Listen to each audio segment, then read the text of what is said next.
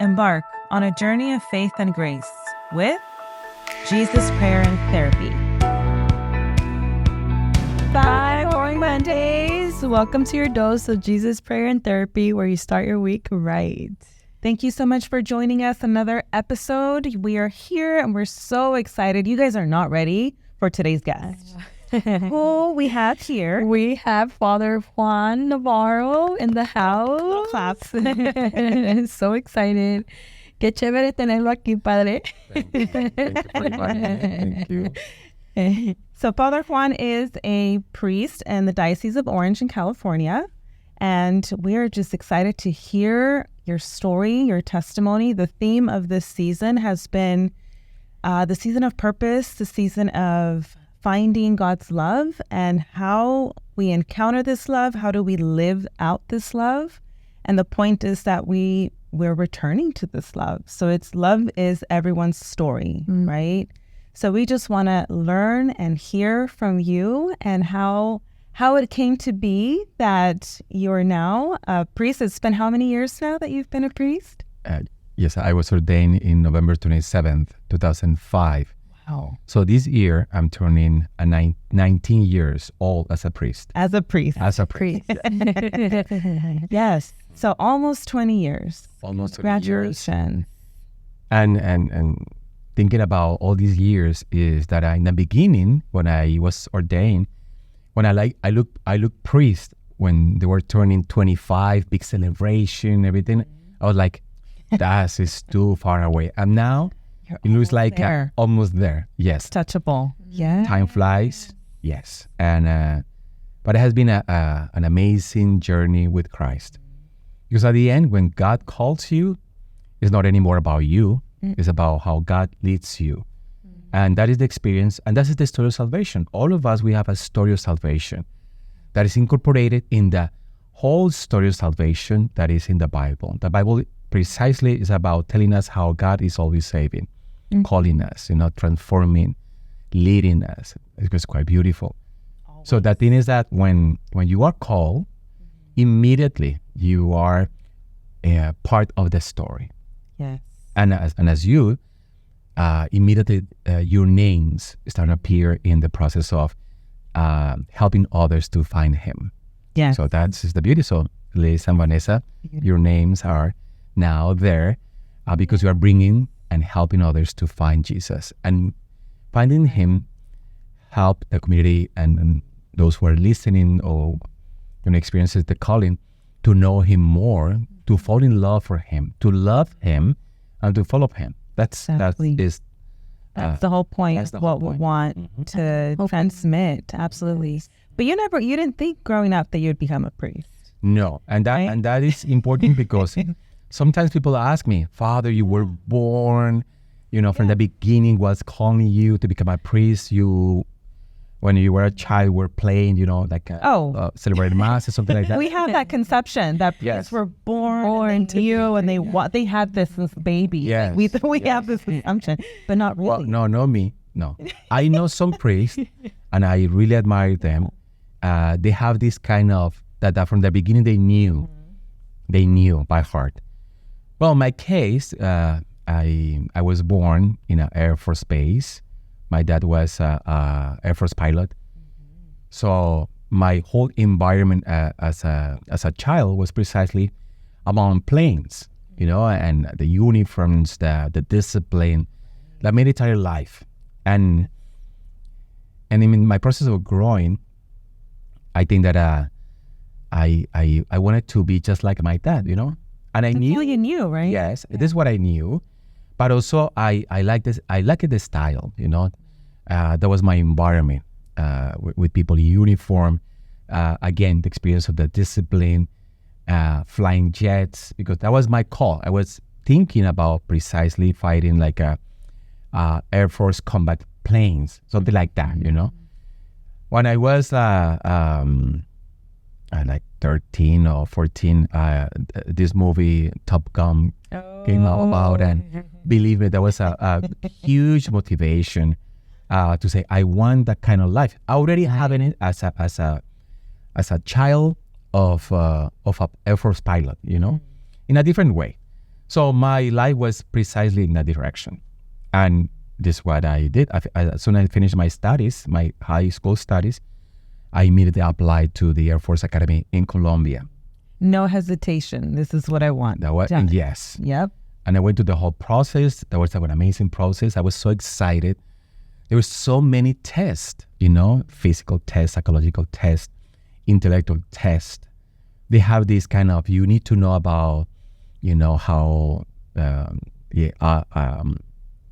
everything related with flying and all the physics of that. So they taste you if you know or you knew about that at the time about that kind of things. And I was so excited about going through all the tests. Yeah, and the physical test, because you have to go through exercise and everything. But that was me, very excited. So I went to the Air Force. I was accepted. So that was beautiful. Well, I was doing okay and everything. So in one point, it happens that my dad lost his kidneys, both of them. So he started a process of dialysis. Yes. And your father was fairly young, right? Around this time. Yes. I think that my dad was 45. Oh, wow.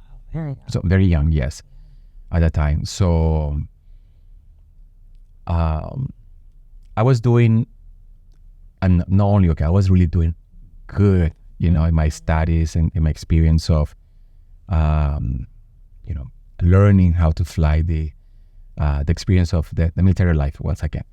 So the thing is that my dad got worse in his illness, and he needed a kidney. Yeah. So the doctors run a test among the family, and I was the most compatible person to donate the kidney, and also one of my sisters. But at the end, I was the most close to my dad. Blood and all the compatibility that have to be part of that. So, but happens that everybody told me, say, stay in the Air Force, even including my dad. He said, you are already in the Air Force, stay there. If something happens to me, I already live. I mean, you are going to have the support of the institution. Take care of your mom, your sisters. My sisters were really, really, really little. I mean, the youngest was like, I don't know, like 12, something like that. Okay. Are you the oldest, Father? I am the oldest. You're the oldest. Okay. Yes. So, so at that moment, I didn't know what to do, because everybody was telling me, stay in the Air Force. So my friends, the people that I was looking always for advice, something like that, saying, no, stay. And also my dad said, stay, not worry about me. But in my heart, I knew that I needed to do it. The thing is that at that time, I was planning everything about my life, because I knew, everything. So I already had a girlfriend that I was thinking about marrying her. I saw myself. I already have the vision of my life in the whole military career, and with family and all the support, all of that. So for me, it was like my plan is already done. It's about everything was set. Everything was set, and I was already just in the first stages, Yes. Wow. So one day, and there was, I think, I never had doubts about God. For me, God is His existence and His companionship is very obvious. I saw that from the beginning of my life. With my family, my mom, my dad, they were very devoted in so many ways. Even though my life as a Christian was very limited to go to Sunday Mass, because I never had parish life. It was a chapel, was a chaplain every Sunday at 11 a.m. All four spaces have the same time. That was very formal, very social. We go to Mass, and after, we have lunch together. That was very simple. But at home, my dad and my mom was very devoted. They show us how to pray. They have this experience of praying the rosary every night before falling asleep. When they put us on bed, we were listening to them pray. You hear him pray. Yes, exactly. Yeah. Wow. So I have that. So for me, and also my dad, he has a lot of stories and a lot of devotion, especially to our Blessed Mother. So for me, I don't know, it was obvious. Yeah. Don't hesitate. A given. No, yes, a Right. given. Yeah. So the thing is that at that moment, I remember that I prayed and I said, I know that it doesn't make sense to give up everything they already planned. Yeah, I'm already in the Air You're Force. retaring your 401k practically. Like Everything was set. everything. Yes, it's true. So the thing is yeah. It took not too much time, but it took for me a lot of the courage to make the decision, because that was another problem, that I didn't know nothing about the steps about giving a kidney. That was it was scary for me in that way. But I trust the Lord. I said to him, I know that everybody's telling me remain in the Air Force, in the academy, continue, finish your studies. But in my heart, I knew that I needed to donate the kidney to my dad. So I said in prayer, I said that very honestly, because I think that is the only way to communicate with God, when you are talking from the truth, the honest experience of your heart. So I say, I don't know what is going to happen, but I know that I have to do it. My heart is telling me that I have to do it. Conviction. Yeah, the conviction. So I said, I will give this a step, but I place all my trust in you. That's it. I was thinking about the surgeon, So as soon as I have the opportunity to fulfill all the requirements to exit the Air Force, because there was a lot of paperwork. Even to exit. Oh, it's hectic. It's horrible. It takes a lot of time to get signatures for all the departments, because everyone have to give you clearance, everything. So, okay, I went through the whole process, very painful in some way, but immediately as soon as I get outside the Air Force, I took a flight to go to Bogota, because I was in Cali, Colombia, to go to the hospital. That was the first thing that I did. And I still remember that doctor, when she saw me, she said, "Are you crazy?" What are you doing here? Yes, she was telling, "Are you crazy?" And I said to her, "No worries. Yeah. Everything is in God's hands." That was my answer. And she was like, she couldn't answer me back. She was like, okay. Wow. Yes. I'm sure she converted right there. No, but I knew in my heart that I was doing was the right thing to do. Mm-hmm. So in order to make it short, that part, because I went through the whole process of preparation with my dad. It was beautiful, all the different steps.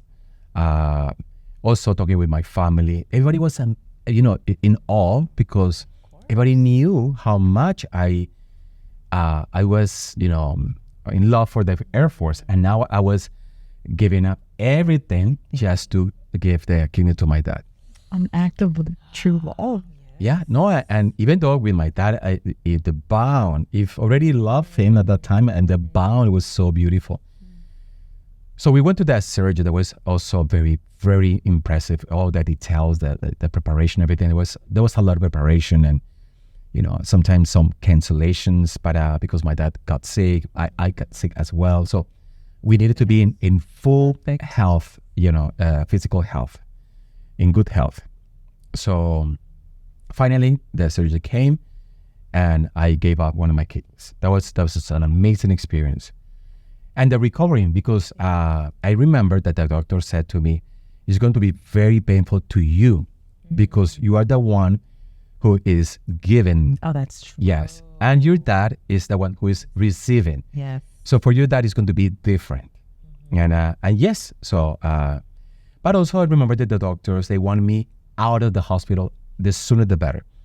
You say, because as soon as you just go home, rest, and try to follow, some, yes, to go back to life. Right. So I went back home. My dad was in a special treatment. in his process of, accepting the kidney and everything, but everything went well. So people start to ask me after the surgery, so, Yeah, what what's going on now? and now what? And I was clueless, because my experience was that my passion, my desires, everything was connected with military life and planes. That was everything. I didn't know anything. You never thought anything past that. No. That was it. I have kind of thoughts, I like that, but I never serious thoughts about studying something like that. Something different from flying, So, also people ask me, well, flight with a air company, the regular. that regular, and I say no, because I was always thinking about military life. Yeah. You wanted the Top Gun experience. Not the boring. Well, that's what it's called, our bus. All right. Yes, it's a bus. I say I'm not going to be a bus driver. Yeah. No way. Right. With all the respect that they deserve. Yes. Yeah. So, people start to ask me, my family, including my dad. I remember my uncles and family. So now what? No? And believe me, I was clueless. So I think that I start to think about, now seriously. So I don't know what I'm going to do. And I went to like a stage, not of depression, but it was a lot of thinking, like a soul search at that moment, because I was really like, even though I knew that what I have done was so important and so meaningful, and I was so, not in the sense of proud of myself. I never felt proud of myself in that way. What I really felt, that the experience of satisfaction of doing something that was good for the well-being of other person. That in this case was my dad. See? And I think there was that kind of satisfaction that I never had it before. It was so beautiful. The sense of fulfillment. So you see that it's not about you, but it's about the other. So I think that, yes. So I think that it was a feeling and experience that I was so helping me to embrace that moment. But at the same time, I was, I didn't know what to do. I was really like not in dark moment, but or confusing, but I was like, I don't know what to do. Right. That's it. Right. So I was in solitude a little bit, and taking my time and everything. But in one point, I was like, I don't know what to do. Okay. And everything was fine until I have a dream. So I think that God saw me like oh, poor Juan. That's help. He doesn't know a what to bit. do. Let's give us a clue. Something. Let me, help him to feel my presence. So, well, I have a dream. And I always, now I share the dream because now the dream makes sense. But at the time, I was always like pretending that dream never happened. So the dream, very interesting because I saw myself asleep. I never had that experience and I haven't again since then. Is that I saw myself asleep. And I remember in the dream that it was like, what? I never had that experience before. Like an out-of-body experience. Yeah, something. Well, kind of. Kind of. But I was like in like a, wow, this is me asleep. I sleep on my bed, And when I was like processing that moment, I was in, the door of my room. So I studied with the LaSalle brothers. This is a Christian Catholic, schools. So one of the brothers, one who was the rector of one of the college where I was, he came in. So when I saw him, I was like, what he's doing in my train, So what he's doing here? So he just came in and went directed where I was. And he took my hand and he really pulled me like a very strongly. And he said, Juan, wake up because God is calling you to become a priest. Wow. Yeah, that was specifically, those words. And the thing is that I just woke up and I was seated on my bed and I felt, that the pulling on my hand, yes. And it was like, Vivid almost. yes. However, my reaction was like a priest. Oh no. Never in my life I'm going to be a priest. That was my first reaction. Say, no way. Oh, wow. Yeah. No way. And I immediate rejection and say no. So I went back to bed because I went back to sleep, and that's it. And I really pretend that nothing really happened. I never cobija. Si no lo cuento, no pasó. Yes. And I was really not telling the dream with anybody. I mean, it was just keep it to myself. That's it. Yeah. So my dad, at that time, was a close friend of a bishop. And he was sharing with my dad about, the surgery. And my dad was telling about me. And a little bit worried about, how I was, spending the days. Because I was literally by myself doing nothing. Yeah, and I had been always very active. Always I like to be busy. So in those times, when my dad saw me like in that situation, he was a little bit worried about that. He was not scared, but a little bit worried, So because of that, the bishop created this space and the opportunity for me to really work for the diocese. I connect with 2 priests and 2 seminarians at that time. And that was my way to, to be involved with them and start to help in a project that was about providing help to families in need. And one diocese in Germany was providing all the help, but they needed a specific way to connect with the families and to look for the needs. So we needed to do reports. So what we were doing was visiting the schools, and we did workshops and interviewing the students and the families. And after we submitted the report, and the need was, there, that was the way.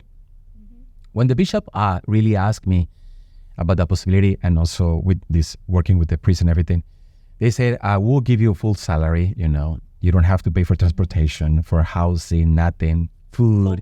Full package. So I was like, well, good. I accepted because the money. Because the money. Yes. So for all the benefits. So so the thing is that what happened is that at the moment I didn't know that transportation meant always with priests with cars. Yes. Yeah. Housing was in the rectories and also with in the different communities, religious communities, sisters especially. I stayed as a guest in their house. And I was working with Catholic schools. What happened is when they saw me, in interaction with the youth and, giving the workshops and everything, they start to ask me, Juan, have you experienced that God is calling you to become a priest? Wow. And they never ask me, Juan, do you have vocation? You have the skills or probably the gifts, or probably about thinking about vocation. No. They ask me, have you heard or have you experienced that God is calling you to become a priest? Wow. And I always say, no. And I'm not sharing my dream with you guys. No. Because a dream is a dream. So, and no. But what happened that really, really opened me to start to really think about it is that I saw the testimony of the priest and the religious life, especially the sisters. I saw always the priest, behind the altar, and I was in another guy among the people in the pews, So for me, the priest was the guy in white, singing and preaching, but far away, Almost untouchable. Yes, yeah, but I got in zero connection with me, something like that. So, but now that I had the opportunity to journey with the priest, praying with them, helping them with the sisters, assisting them with the charity and everything, and I saw joy. The joy. True joy. Yes, and I thought the life of the priest and the sister was boring, just about praying all the time and singing or something like that.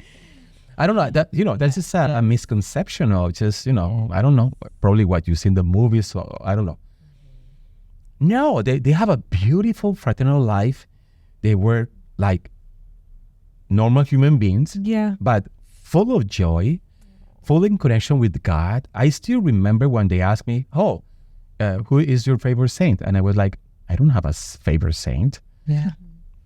No, I was like, no, I don't know. Our Blessed Mother is my only saint that I think that I know, but nothing else. That was my first beginnings with them.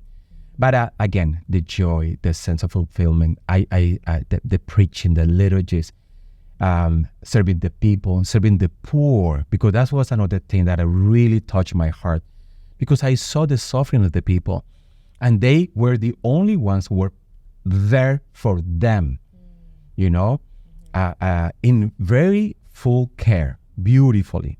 Even we were assisting people that were totally with zero family support. And we're there helping them to really be present. Even when they died by themselves, we were there. That was very powerful. So when I saw that, I started to feel really the desire to connect more with God. And I start to have daily Eucharist, daily prayer, adoration, helping people, and suddenly my heart. Yeah. It's inflamed. Yeah. It fulfilled to you. Yes. Did it scare you though? No, I wasn't scared about the calling. The thing is that I didn't know nothing about vocation, nothing about the life of the seminary. That was scary. I said, I have to go to all of that. Right. Yes, but the sense of understanding that God was calling me, that was amazing. But I was never at the moment understanding why He's calling me. Now years later, I have meditated a lot about that, because I acknowledge that many times. I say, I know that you know things about me that I don't know. You know me better than I know myself. You see in me capacity that I can't see in my own self. I say, you knew me very well, and now you are just helping me to flourish, to blossom. And this is my reflection now, looking back. Yes, later. Connecting the dots. Yes, connecting the dots. I think that is what is really beautiful, because now I can say that God was really, preparing me. But at that moment, I was clueless. And I'm very insecure about the process. But I was eager to learn. But it was, my goodness, I want to know everything about you. So, again, making short the whole process, I went to the seminary. After kind of struggled, but at the end I went. I remember that I said to the bishop, if I go to the seminary and I get bored, if I see that it's not for me, Right. can I come back and you gave me my job back? Back to Yeah, so I want the benefits back. Yes. And bishop said, just go. Just go. And if you see that it's not for you, I just come back. Okay. And there's one thing I like to say. I said, what is your recommendation for me? Like where to go? I mean, for the seminary, say, Bishop, if I ask you what I need, for the life of the seminary, so what is going to be your best advice? And he said to me something that has been always very key. He said to me, just listen. Just listen. Listening is what matters. And I was like, listening. And he was precisely telling me, at the moment, I probably, I was like in very rocky in the sense of learning how to know God and everything, how He communicates and like that. And he was telling me something that is so important. Listening. Listen to God. This is what he was telling me. Listen to the voice of God. Listen to His word. Allow yourself to be guided. Allow yourself to be guided. It's like give yourself permission to be open and to be guided by God. Yes, and I went to the seminary with that experience. So I was ready to devour all the books of the library.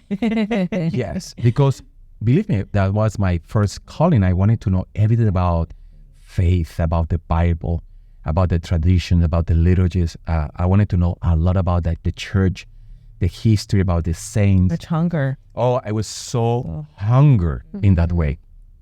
And and that was my first 3 years was precisely like learning, in that way. My first experience of going to prayer with all the seminarians was so powerful, because they start to sing a song that speaks about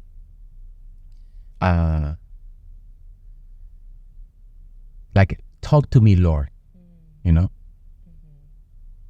talk to me, Lord, that your servant is listening. So this is a beautiful song. And when everybody was singing and I was just there, I didn't know about the song. So I was listening about the lyrics and the music and everything. I was so in awe because precisely that was my deepest desire. I am here. But I had just one problem. That's one. What was that? That the calling was through a dream. And it was like, are you sure that you are calling me to a dream? A dream? So during my formation that I was learning, experiencing so many beautiful things, great teachers, priests, very modelic in so many different ways, a lot of good testimony. So in my third year, I needed to submit my letter requested to go to a period of time that is called, novitiate time. So when you go to the novitiate time is when you have to request also your vows, your first vows. Temporal vows, but your first vows.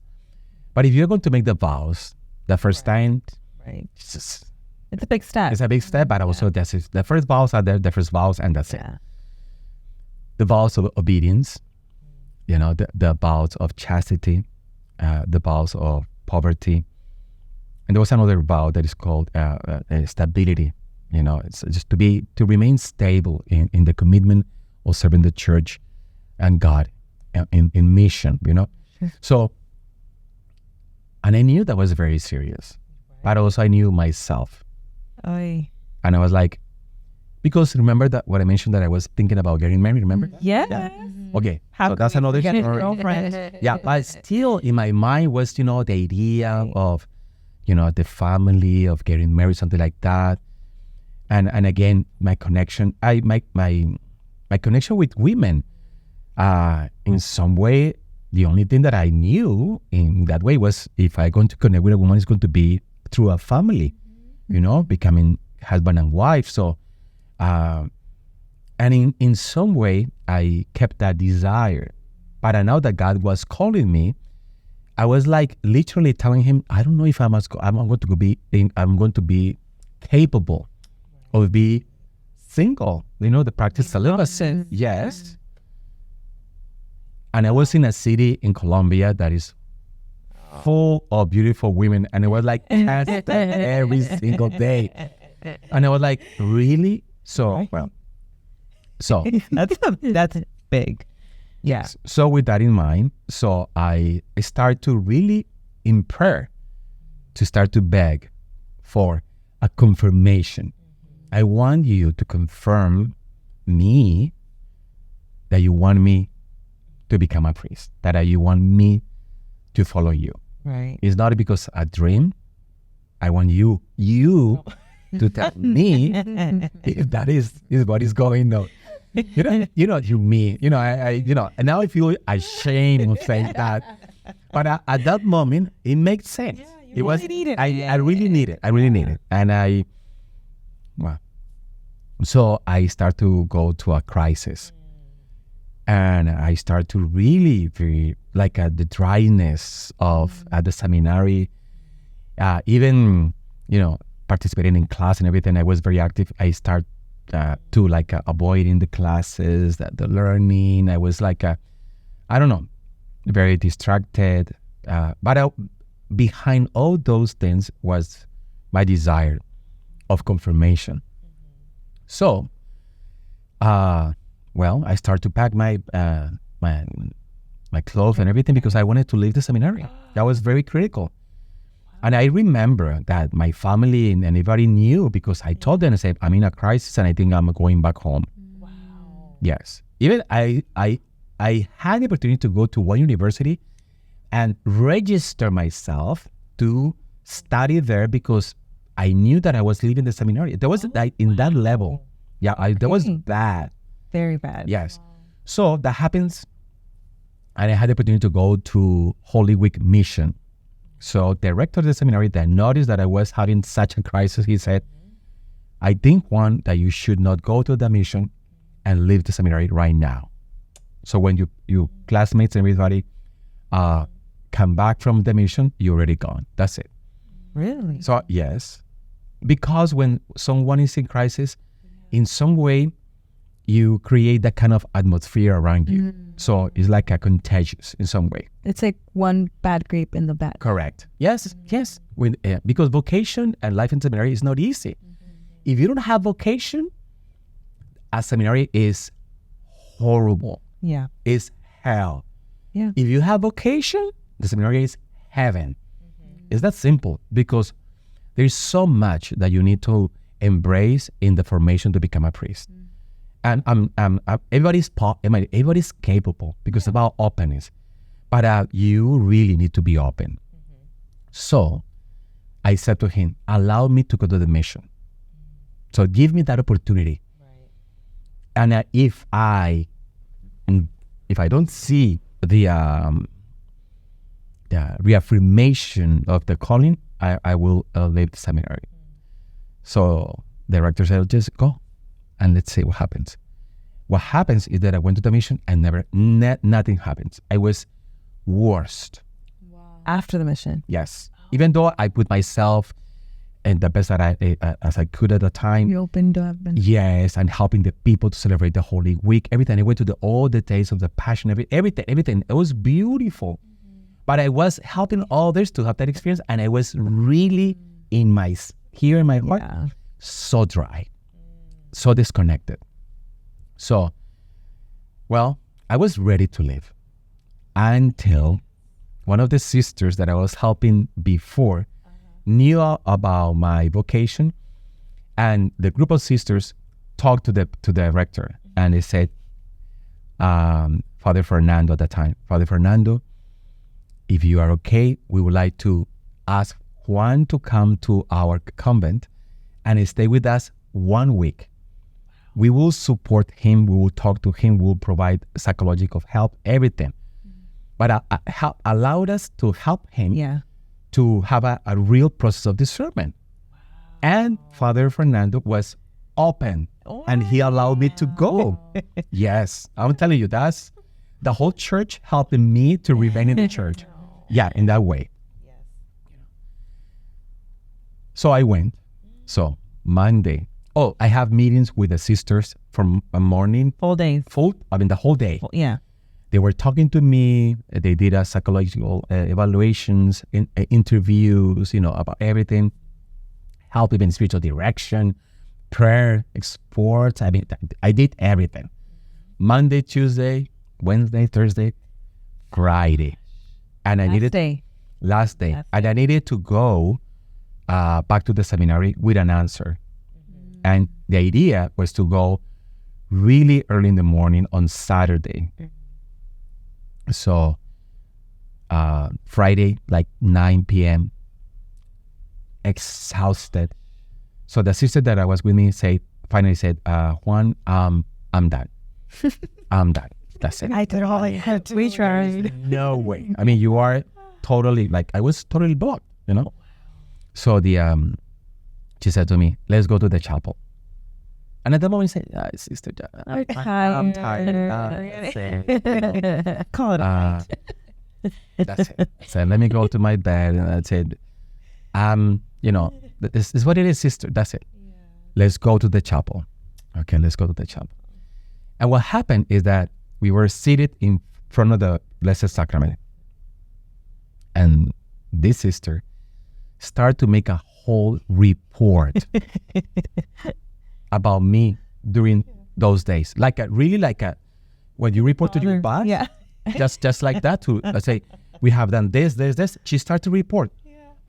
Jesus, dear Lord, we met with Juan on Monday and we did this. And I was like, looking at her like, She is putting me on blast in front of the Lord. totally at this spot, and like a spotlight, like, oh my goodness, He's hiding under the pews now. No, and I was listening to her like, what are you doing, So after her full report, she said, I'm done. I have done what I think I could, in order to help Juan. So now you, Lord, listen to him.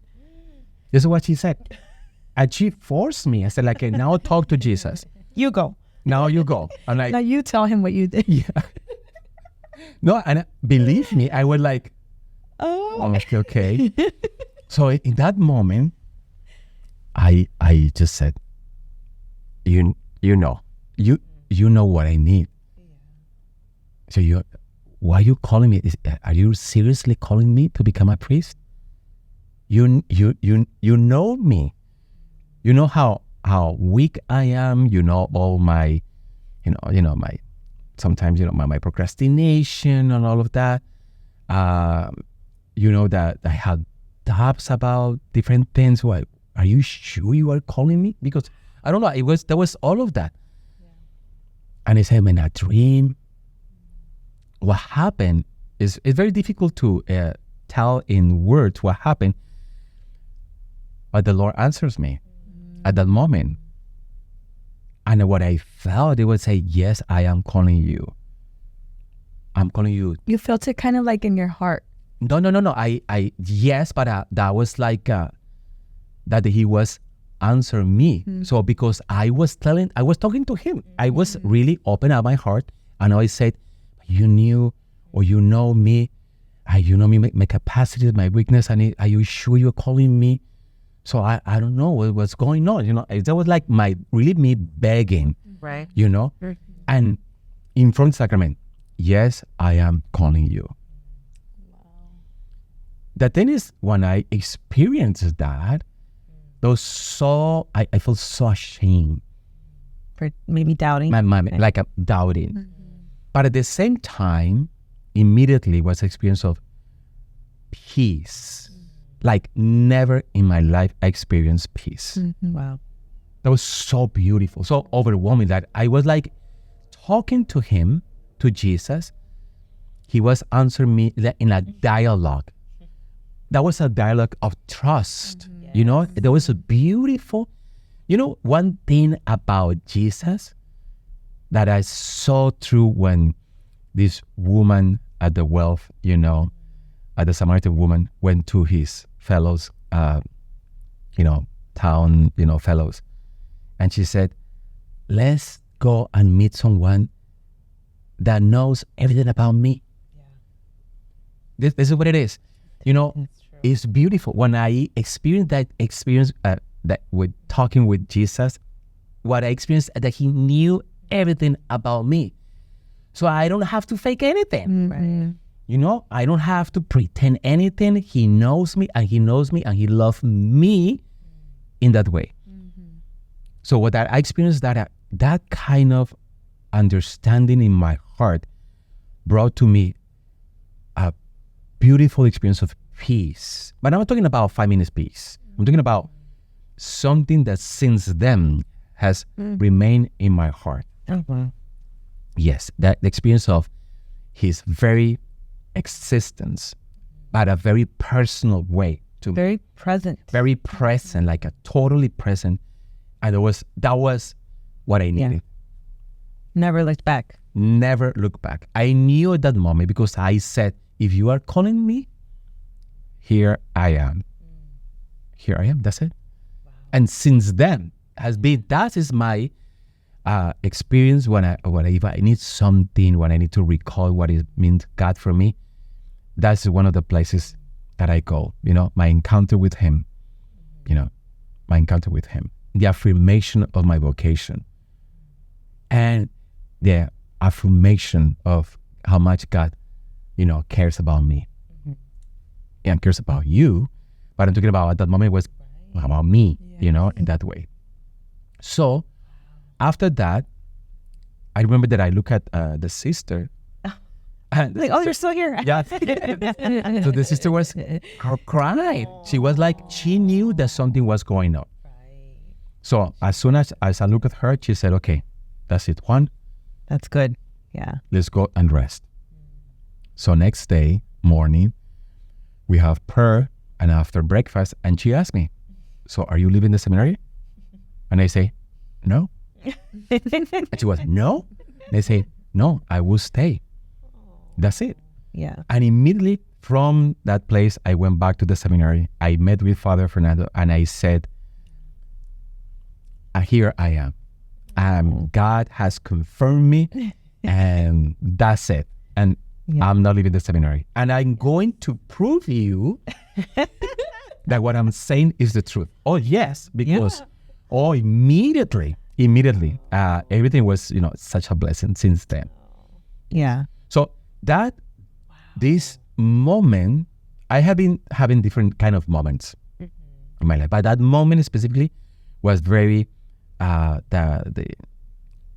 moment that I felt you don't have to be scared. Just don't be afraid. I am with you, because that is precisely what I felt. Don't be afraid. I am with you. That's it. Trust me. That's it. Okay. So since then. Yeah. I think a lot of times we're afraid to get closer because maybe we focus a lot on our limitations. On no, there's no way I can be in the presence of God because look at this mess. Right? But I think that's such a beautiful moment that you're sharing with us, because it's exactly, God knows, and He's still saying, yes, I'm calling you. And whatever He's calling you for, right? No, and I think that that's another thing that with that experience, you learn more about God, because now I know how He looks at me, and I know how He looks at you. So I try to express in words something that is so amazing, and all the saints, and they have in different ways to express the beauty of how God embraces us in His love. That's why I understood clearly what the prophet said, I have loved you since you were in your mother's womb. That kind of love that is not about the limits, and the conditions. It's about unconditionally, I have loved you from eternity. And again, that kind of experience immediately repairs you, heals you, and helps you also to have the capacity, the strength that is necessary to conquer every single obstacle. That's what it is. Yes. So that's why I'm not afraid anymore about the obstacles, because I know that He is with me. And it's this journey, and I know also that it's not about my journey. Because sometimes it's about, people ask, your life, your vocation, and say, believe me, if I am here, it's because of Him. Yeah. So that's what I say that it's his fault. Yes, it's His fault. I blame Him. I'm a clear sign that God exists, because believe me, I never thought about becoming a priest.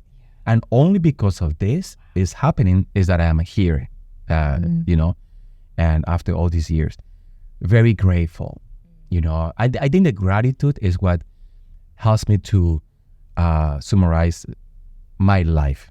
Gratitude toward the Lord. Yes, that's it. I always said, there is a beautiful psalm that, when I'm sharing about my vocation, I always quote, and it's Psalm 115, 115.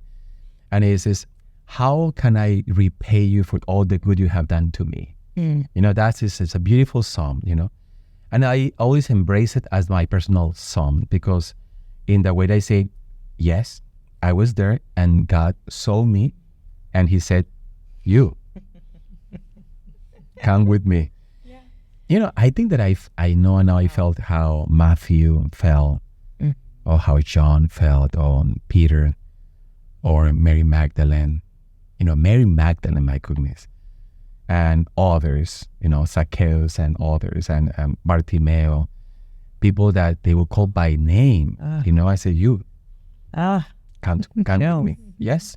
And I think that God is precisely doing that all the time. Yes. We need just to be open, and God has His ways. Yes.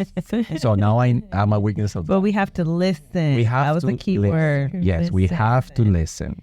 Father, and you are going to be 19 years of priesthood, Yes. right?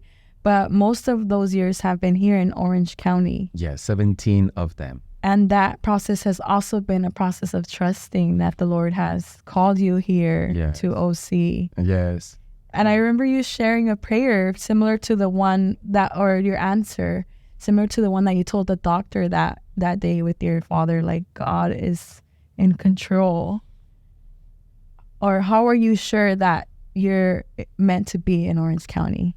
From Colombia. Yeah, For from people that don't Colombia. know you. Yes. Yeah. So there was a need here for a priest. And during my formation, I was sent to study English as a ESL student. So I went to St. John Seminary here in Camarillo. And I met a lot of seminarians that today are priests here in the Diocese of Orange. Okay. So one of them is Father Mario Juarez. We were, we are, but at the time we were friends. So he knew my phone number. I was already a priest. So another priest, Father Salvador Landa, he already lived this We're at parish. St. Boniface. Yes. Well, he just left, but yes. Just left. So he was the one who took the 6 months of sabbatical. So he couldn't find any priest available in Mexico or Surrounding. surrounding the neighbors, nothing. So Father Mario today told him, "Hey, there is a priest in Colombia, and probably he would be open to come." And Father Salvador Landa called me, and he said, "Hey, I'm Father Salvador Landa from the United States, California. I'm asking you if you are open to come and help me, to stay in my parish for 6 months." Because he was planning to go to Colombia. Oh, swap. Yes, like a swap. So I request all the permissions, and all of them were granted, by my superiors at the time, everything. So I came to the United States only for 6 months. Only 6 months. Even though they granted permission for me for 1 year. But the idea was, as soon as I finished my time, to go back to Colombia. And also to taste the waters here, because I didn't know exactly what to expect. Right. So Father Salvador Landa was at St. Mary's Church in Fullerton. Well, that was literally my first assignment here in the United States. And I have a beautiful experience. And it was very beautiful. I love the community. And in the process, Bishop Todd Brown, rest in peace, he was always asking me, "Do you like to stay 1 more year? How much you like Orange County? Do you like here? How you feel?" And he was really asking me, stay. So I said to him, "Bishop, I'm open to stay. I think that I see the need, and I'm happy. I'm adapting." I said, "But if my community, my superior call me back, I will go back." And he said, "Okay." So, and that was really something that I put as a test, because I request the process of incardination. And I said, if I gave them 5 years, 5 years. A long time. I said, if my superiors in Colombia during these 5 years, Yes. one of them Yes. called me and said, "We need you, come back," I will go back. Yeah. That was like that. Year 1, Oh, God. year 2, Yeah. year 3, year 4, year The 5. call never came. And that call never came. And I was so surprised. No. Hasta se ofendió. I was offended. No, but it really surprised me. I was like, really? Does no one miss me? Something like that. Well, after the incarnation, I went back to Colombia and I was visiting the priest over there. And I asked the superior, I said, why you didn't call me? I was ready to go back to Colombia. And he said to me, I never called you because I knew you wanted to stay there. Yeah. So why to call you? Okay. And I was, seriously? Wow. Yes. And that's the reason. So that I tried that. I think that I put an impossible condition, to fulfill, and it was fulfilled. And I was like, okay, so confirmation. Confirmation. Yeah. Yeah. And the journey here, I have met so many beautiful people. Serving the Hispanic community here has been my joy. Of course, I'm serving other communities. That's true. I mean, I admire and I'm very happy in how much I have been accepted by other communities. I feel the love as well. But my joy has been always serving the Hispanic community and journey with them, accompany them, celebrating with them, and also help them in some way to trust the Lord as I do. Yeah. Yes. I think that you're very loved. And I think that we're very blessed with a lot of different priests here in the diocese, but you transmit so much love for God in the Eucharist that it's hard for us to not want to be a part of that. So I want to thank you for your love of the Eucharist and of God, obviously. I just want to know, how was your first Mass? I'm very curious. Celebrating your first Mass. My first Mass was... just how did you feel? Like, what was your... I mean, you have two things that you have to deal with. And is that you have to deal with a huge book that is right there. That's called the Roman Missal. That I knew the book by memory, but at that moment you were like, it's like it's like 2,000 pages that you have to figure out how to move them. That's that thing. But also, I was in front of all my formators, all the priests and the seminarians and everything. I have this sense of joy and, again, thanksgiving. But I was real nervous. And the first time what you really are doing the consecration is amazing. I mean, it's like you are like this. You don't know what to do. It's like you don't want to make any mistake. It's so... Probably, I can say that I was more afraid than other thing, and after, during the homily, we have a brief moment to share our calling, a brief moment. And afterwards, most about the celebration, everything. With time, is that it's not about getting familiar, because I think that is a mistake for every single priest to get familiar with the Eucharist, with the rite. It's not about getting familiar, because it's so sacred. It's given to you. It's given to you. I always recognize that in my life. I say, I am receiving the tradition with capital T in the liturgy. This liturgy has been, celebrated by generations of faithful people, for priests holier than me in all possible ways, And I'm receiving this tradition. And so I try to respect and honor, but also to celebrate with such a dignity, because precisely in the rite that is so beautiful is the way that we also encounter the presence of God. So for me, that is why it's so important, celebrated with dignity, with joy, with respect, with gratitude. So, and as an encounter, I was sharing last Sunday, and I said this, I know, I say to the community, I want you to understand one thing about me and the Eucharist. If you pay attention, the priest is the first one who received the Eucharist, the first one who eats him, And I said, and it's not my right and it's not my duty, but I am the first one who received communion, And I said, because of that, I understand that I am the first one in need of him.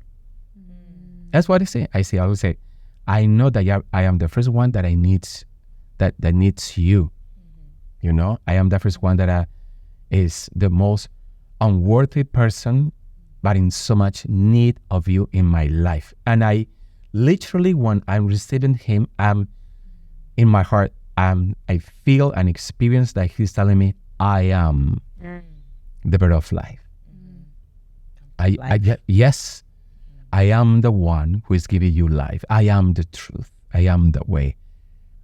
You are mine. I think that probably the most beautiful thing is that belongs to him. And I love to say that. Yes. You know? I belongs to him. Yes. It's the kind of experience of connection that I have with the Lord.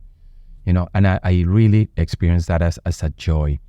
Again, I don't deserve anything, but the fact that it's there given to me because God knows that I need him, you know, I accept it with so much humbleness and again, in such need of receiving him in my life. So that's why the Eucharist is so beautiful. Oh, it is. It's so beautiful. And everybody should receive the Eucharist in that way.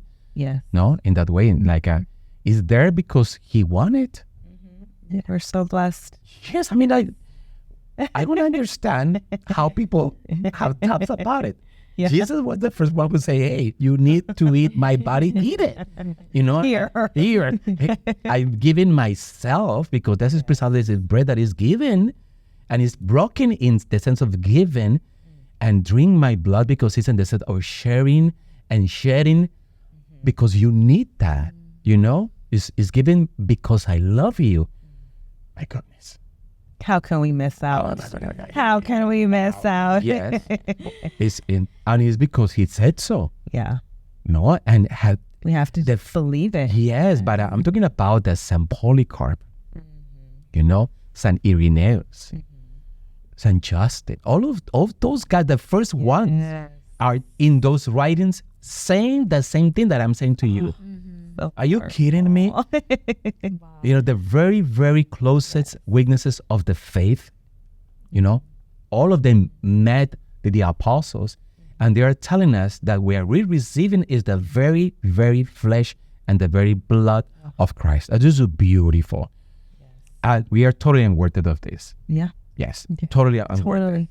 Yeah, we're invited. Yeah, but we are invited. Yeah. We're invited. And that's why it's his banquet, and we are all guests. Right. Yes, I mean, we're invited, allowed the host, Jesus, to be the one who served the table and feed us with his word and his very self. I mean, I think it's just beautiful. Yeah. Yes. And I think your testimony just writes, in retrospect, writes all of that for you. In a moment where your life turned upside down and you were like, what now? Where maybe some listeners are in a moment like that where their life is like, I don't know what to do with this mess. But it's that trusting where your scar now, where they removed that kidney, is so, it has a different meaning, I bet. Yes. And it was the beginning of all of this. Yes. So, yes, that's... And there's a quote you shared last where your father said that... well, my dad said, I knew that you wanted to fly. You know, I said, but God wanted you to fly higher. Yes. And my dad said that to me, and I was like, oh, wow, that's true. That's true. And I think that I feel so blessed because of that. Yes. Amen. May he rest in peace. Yeah. Oh, thank you. Yes. Smiling. Oh, I cannot imagine. Smiling at his son. Yes. Thank you so much for sharing with us. Such an inspiring story. And I hope that anybody that's listening that's just needs to remember, right, that we're all called to this love. Love is part of our story. Yes. And just trust and listen. That's what I'm taking with me. Listen and love him, right?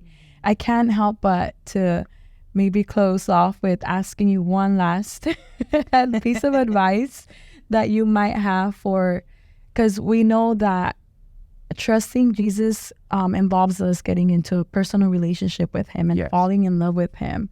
And I think that it's easier for us as women to maybe fall in love with him. It's probably an easier process. What would you say to a male falling in love with another male? How would you describe that process? And Yes, I have to thank you for the question. I think that one thing that I experienced at the seminary is that there are some psalms and some songs that is about expressing the beauty of Jesus, you know? So in the beginning, when I was trying to quote, those phrases toward Jesus, and we're like, a man telling another man, "Oh, you're beautiful," something like that. I was like, no. Yeah. But what happens is that when you are meeting Jesus, I would like to explain this. If you take the Bible and open the Gospels, Saint Mark, Saint Matthew, as Saint Luke, and Saint John, they wrote those Gospels based in verbs. You know that a verb is the action in the phrase, If you pay attention to that, they want you to go through from verb to verb to see how Jesus is acting, If you pay attention of how Jesus is acting, embracing, talking, teaching, reaching out to others in the way that his gestures and everything, because they are describing him through the verbs in action. If you pay attention to that, you are going to discover the most beautiful human being ever. You are going to find the real experience of what does it mean to be genuine human in all possible ways. And you as a man, you are going to discover that you want precisely that kind of friendship, relationship with something that is so genuine, so original, so beautiful. It's a man that if when you know Jesus and you try to look for a defect, something like that, you can't. No. You can't. He's in that way, it's amazing how beautiful it is to discover more and more and more about him. Is this how you fall in love for a man? I'm talking about this man. Right. Yes. And that was, I can say that I love him. That I can say that my relationship with him is totally independent of him, and how when I look at him, I admire him. But of course I worship him, I adore him. Those words. But I'm talking about how beautiful, how sensitive, how nurturable, how much wiser, how much tender, humble, how much given. All of that happens in only one person. It's not, it's very difficult not to fall in love for someone who is just like that. Yep. You fall in admiration and you fall in gratitude and infidelity for someone like that. So now those psalms, when I'm singing them or quoting them, all of them make sense. Yes. Nobody like you. Yes, that's what it is. Yes. Amen. thank you. Thank you. So that's why as it is. Thank you. Appreciate all your advice, all your words. We can be here forever, Yes. but hopefully you join us in another season. I know all of our listeners I know would really want you back. Thank you for inviting me, Liz and Vanessa. Thank you for this opportunity Thank to you. share and thank you for this effort to help others. And through your calling, through your voice, your heart and your faith, you are helping others to find him. Amen. So thank you for that too. Amen. Do you mind closing us in prayer? Well, tomorrow we celebrate the feast of the Transfiguration, and I think it's very beautiful because Jesus is showing who he is, to his best friends at that moment, Peter, Andrew, James, and he revealed himself just to let them know, who He is.